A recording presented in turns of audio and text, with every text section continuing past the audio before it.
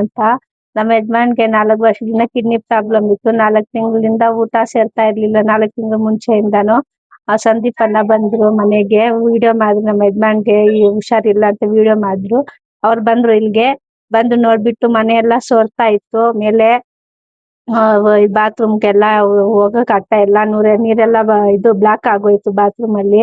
ಅವ್ರು ಬಂದು ಎಲ್ಲ ನೋಡ್ಬಿಟ್ಟು ಸೋರ್ತಾ ಇರೋದು. ಬಾತ್ರೂಮ್ ಕರ್ಸಿದ್ರು. ಮನೆ ಪೈಂಟ್ ಎಲ್ಲ ಮಾಡ್ಸಿದ್ರು. ನೀರ್ ಸೋರ್ತಾ ಇದ್ದಿದ್ದೆಲ್ಲ ರೆಡಿ ಮಾಡ್ಸಿದ್ರು. ಟ್ಯಾಂಕು ಮೋಟ್ರು ಬಾತ್ರೂಮ್ ಎಲ್ಲ ಕಟ್ಸ್ಬಿಟ್ಟು ಇದು ಕೆಳಗಡೆ ಎಲ್ಲ ಇದು ಮಣ್ಣೆ ಇತ್ತು. ಅದೆಲ್ಲ ಸಿಮೆಂಟ್ ಹಾಕ್ಸಿದೀವಿ. ಸಂದೀಪ್ ಅಣ್ಣ ಅವರು ಚೆನ್ನಾಗಿರ್ಬೇಕು. ಅವ್ರ ಮನೆಯವರೆಲ್ಲ ಚೆನ್ನಾಗಿರ್ಬೇಕು. ನಮ್ಮ ಯಜಮಾನ್ರು ಹುಷಾರಿರ್ಲಿಲ್ಲ ಅಂದ್ರೆ ಕಾಸು ಕೊಟ್ಬಿಟ್ಟು ಮೊನ್ನೆ ಹಾಸ್ಪಿಟಲ್ ತೋರ್ಸೋದಕ್ಕೆಲ್ಲ ಹೇಳಿದ್ರು ಅವರು. ಎಲ್ಲರೂ ಚೆನ್ನಾಗಿರ್ಬೇಕು.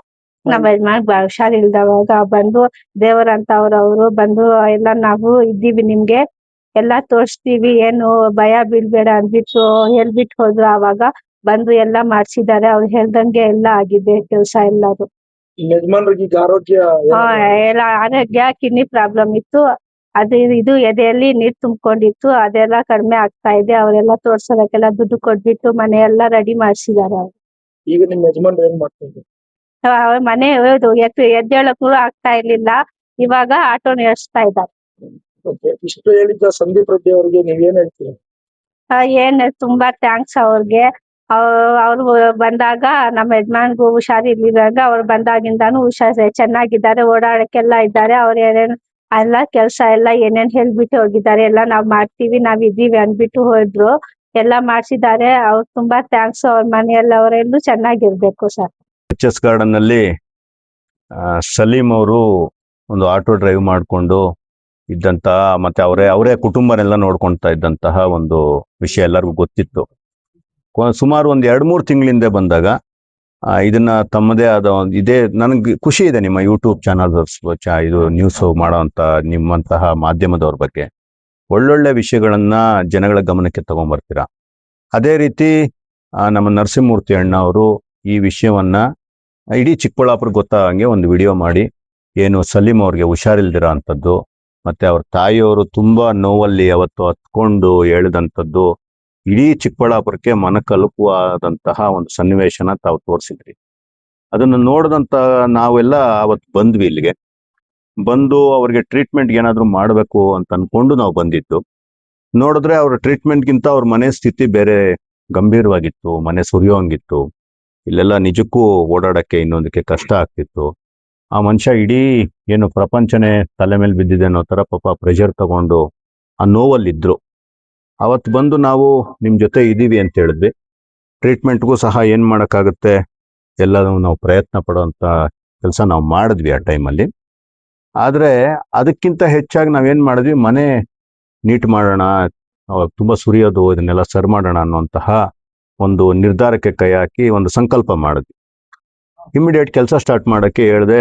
ನಿಮ್ಗೆ ಗೊತ್ತಿದೆ ನನ್ನ ಯುವ ಮಿತ್ರರ ಪಡೆ ನಮ್ಮದು ದೊಡ್ಡದು, ನನ್ನ ಅದೃಷ್ಟ. ಎಲ್ಲರೂ ಇಮಿಡಿಯೇಟ್ ಕೆಲಸ ಸ್ಟಾರ್ಟ್ ಮಾಡಿದ್ರು. ಜೊತೆಗೆ ಇಲ್ಲಿ ವಿಶೇಷವಾಗಿ ನಾನು ನೆನೆಸ್ಕೊಬೇಕಾಗಿರೋದು ನನ್ನ ಸ್ನೇಹಿತರಾದ ಕಿರಣ್ ಮತ್ತೆ ನನ್ನ ಸ್ನೇಹಿತ ನನ್ನ ತಮ್ಮ ಶಶಿ, ಶ್ರೀರಾಮ್ಪುರದ ಶಶಿ. ಅವ್ರು ಹೇಳಿದ್ರು, ಅಣ್ಣ ಇಬ್ರು ನಮ್ ಕಿರಣ್ ಬಂದ್ಬಿಟ್ಟು ಏನು ಇದರಲ್ಲೇ ಇದ್ದಾರೆ, ಏನು ಸಿವಿಲ್ ಇಂಜಿನಿಯರಿಂಗ್ ಮಾಡಿಂತವ್ರು. ಅವರು ಬೇರೆ ಬೇರೆ ಬಿಲ್ಡಿಂಗ್ ಕನ್ಸ್ಟ್ರಕ್ಷನ್ ಮಾಡೋವಂಥದ್ದು. ಅಣ್ಣ ನಮ್ಮ ಹತ್ರನೇ ತುಂಬಾ ಮೆಟೀರಿಯಲ್ ಎಲ್ಲ ಇರುತ್ತೆ, ನಾವು ಅದನ್ನು ಯೂಸ್ ಮಾಡಿ, ನೀವೇನು ₹1 ಕೊಡ್ಬೇಡಿ, ನಾವು ಮಾಡ್ತೀವಿ ಅಂತಂದ್ರು. ಅದೇ ರೀತಿ ಇವತ್ತು ಸುಸಜ್ಜಿತವಾಗಿ ಈ ಮನೆಯನ್ನ ಜೊತೆಗೆ ಶೌಚಾಲಯವನ್ನ, ಹೆಣ್ಮಕ್ಳಿರುವಂಥದ್ದು 4 ಜನ ಹೆಣ್ಮಕ್ಳಿದ್ದಾರೆ. ಏನು ಅಂಗವಿಕಲ ಮಗು ಒಂದಿದೆ ಇವ್ರಿಗೆ. 4 ಜನ ಹೆಣ್ಮಕ್ಳಿರುವಂತಹ ಕುಟುಂಬ. ಒಂದು ಶೌಚಾಲಯ ಬೇಕೇ ಬೇಕಿತ್ತು. ಇದು ಮೊದಲಿದ್ದಂತಹ ಶೌಚಾಲಯ ತುಂಬಾ ಅಧ್ವಾನ ಆಗಿತ್ತು. ಇದೆಲ್ಲವನ್ನ ಸುಸಜ್ಜಿತವಾಗಿ ಮಾಡಿ ಸುಮಾರು ಹಣವನ್ನ ಹಾಕಿ, ತಮ್ಮ ಕಷ್ಟದಿಂದ ದುಡಿದಂತ ಹಣವನ್ನ ಹಾಕಿ ಇವತ್ತು ಆ ಸಂಸಾರಕ್ಕೆ ನಾವು ಆಸರೆಯಾಗಿ ನಿಂತರು. ಸಮಾಜ ಅನ್ನೋದಕ್ಕೆ ನಿಜವಾದ ಅರ್ಥವನ್ನ ನನ್ನ ಸ್ನೇಹಿತರು ಇವತ್ತು ಕೊಟ್ಟಿದ್ದಾರೆ. ಆ ಒಂದು ಏನು ಮನೆ ಪರಿಸ್ಥಿತಿ ಚೆನ್ನಾಗಿರೋದು ನೋಡಿ ಮನುಷ್ಯನ ಆತ್ಮವಿಶ್ವಾಸ ಒಂದಿದ್ರೆ ಏನ್ ಬೇಕಾದ್ರೂ ಗೆಲ್ಬೋದು ಅನ್ನೋದಕ್ಕೆ ನಮ್ಮ ಸಲೀಂ ಅವರು, ನಾನು ಇವಾಗ ಸಲೀಂ ಅವ್ರು ಬಂದಿದ ತಕ್ಷಣ ನೋಡಿದ ತಕ್ಷಣ ನಿಜವಾಗ್ಲೂ ನಂಗೆ ಆಶ್ಚರ್ಯ ಆಗೋಯ್ತು. ನೀವು ವಿಡಿಯೋ ಮಾಡಂಗಿದ್ರೆ ಆವತ್ತಿನ ಸಲೀಂನ ಮತ್ತೆ ಇವತ್ತಿನ ಸಲೀಂನ ತಾವು ತೋರಿಸ್ಬೇಕು. ಮನುಷ್ಯನ ಆತ್ಮವಿಶ್ವಾಸ ಇದ್ರೆ ಹೆಂಗೆ ನಿಂತ್ಕೊಂತಾನೆ ಎದ್ದು ಅಂತ ಹೇಳ್ಬಿಟ್ಟು ನಿಜಕ್ಕೂ ಆಶ್ಚರ್ಯ ಆಗುತ್ತೆ. ಈಗ ಮತ್ತೆ ಆಟೋ ಓಡಿಸ್ತಿದ್ದಾರೆ, ಕುಡ್ತಾ ಬಿಟ್ಟಿದ್ದಾರೆ, ಸಂಸಾರ ಖುಷಿಯಾಗಿದೆ. ಈ ತಾಯಿಯ ಖುಷಿ ಅಂತೂ ಹೇಳೋದೇ ಬೇಡ, ಅಷ್ಟೊಂದು ಖುಷಿ ಪಡ್ತು ನೋಡಿ. ಆ ಅಮ್ಮ ಕೂಡ ನಿಜವಾಗ್ಲೂ ಅದು ಗೊತ್ತಾಗಿರ್ಬೋದು, ಆ ಅಮ್ಮಂಗೂ ಖುಷಿ ಆಗಿರ್ಬೋದು. ಸಂಸಾರ ಖುಷಿಯಾಗಿದೆ ಇವತ್ತು. ನಿಜಕ್ಕೂ ಮನುಷ್ಯರಾಗಿ ಹುಟ್ಟಿದ್ಮೇಲೆ ಇದೆಲ್ಲ ಮಾಡಿದ್ರೆ ಸಾರ್ಥಕ ಅನ್ಸುತ್ತೆ ಜೀವನ.